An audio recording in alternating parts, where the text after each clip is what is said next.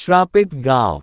गोपीनगर का गांव बहुत अमीर है। यहाँ के लोग सिर्फ अपने काम से मतलब रखते हैं, ऐसे ही लोगों को मतलबी कहा जाता है। यही गांव में पीपल का एक पेड़ है जो बहुत ही घना है, जिसके नीचे चबूतरा बना हुआ है। सब लोग हंसी खुशी से रहते थे, लेकिन एक दिन भिखारन बुढ़िया भीख मांगते हुए गोपीनगर गांव पहुंच जाती है। वह मोहन के दरवाजे पर जाती है और भीख मांगती है।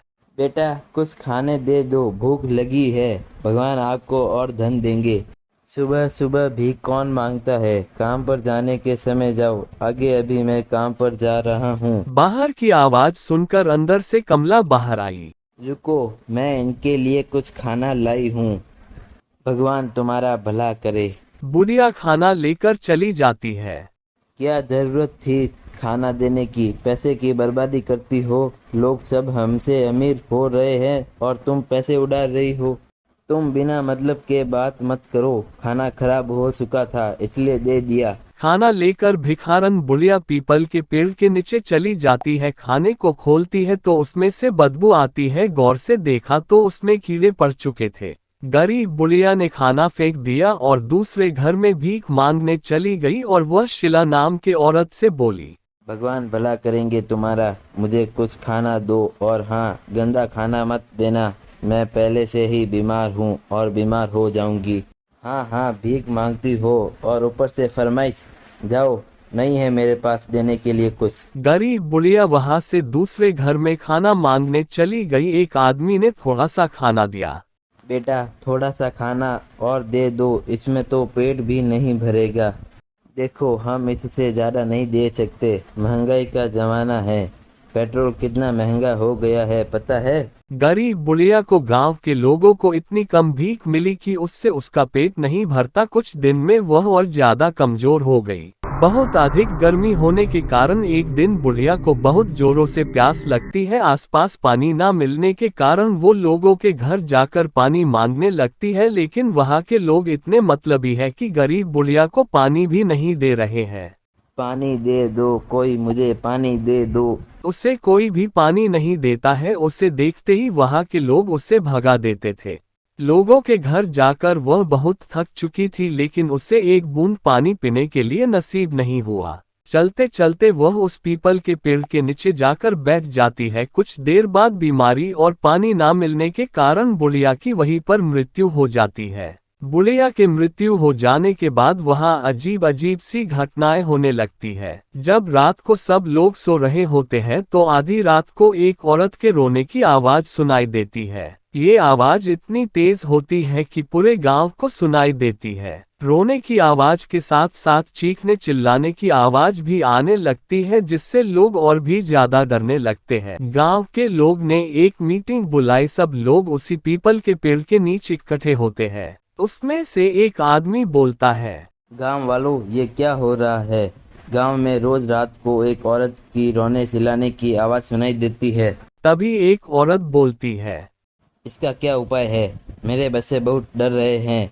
तभी एक दूसरा आदमी बोलता है, सभी लोग रात को अपने अपने घरों में हनुमान चालीसा बजाओ। इसके बाद आवाज आनी बंद हो गई। लेकिन एक दिन मोहन उस पीपल के पेड़ के नीचे से जा रहा था कि उसकी कार खराब हो गई। पीपल के पेड़ के नीचे से जो गुजरता था तो उसकी तबीयत खराब हो जाती थी और उसे तेज बुखार हो जाता था। तो कभी हंसने की आवाज, तो कभी रोने की आवाज, तो कभी किसी की बात करने की आवाज आती है। ये सारी बातें लोगों के डर को अंदर से और ज्यादा बढ़ती जा रही थी।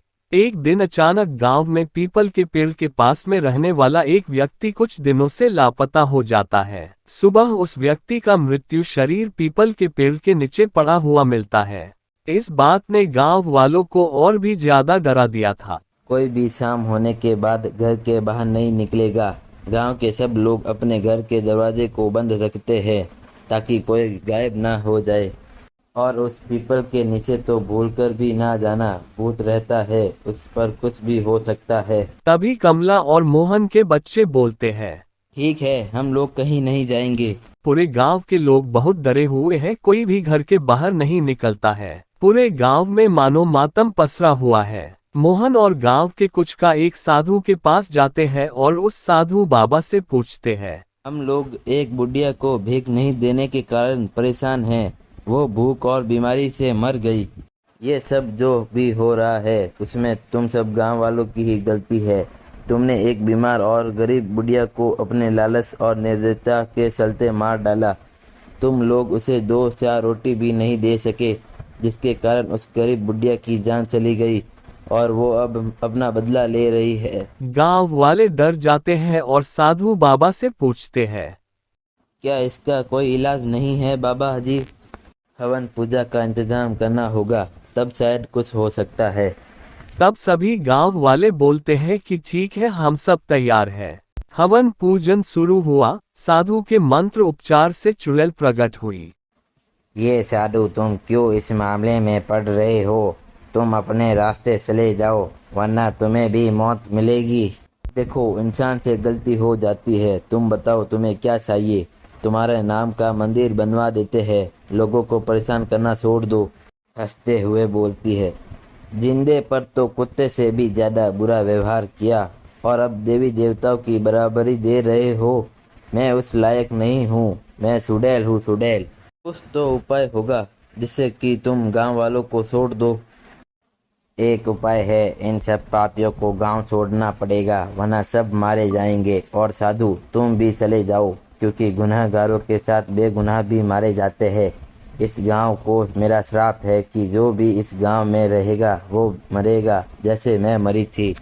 ये बोलकर चुड़ैल गायब जो जाती है और साधु गांव वालों से बोलता है, इसका कोई इलाज नहीं है। जब तक वह अपना बदला नहीं ले लेती, वह शांत नहीं होगी।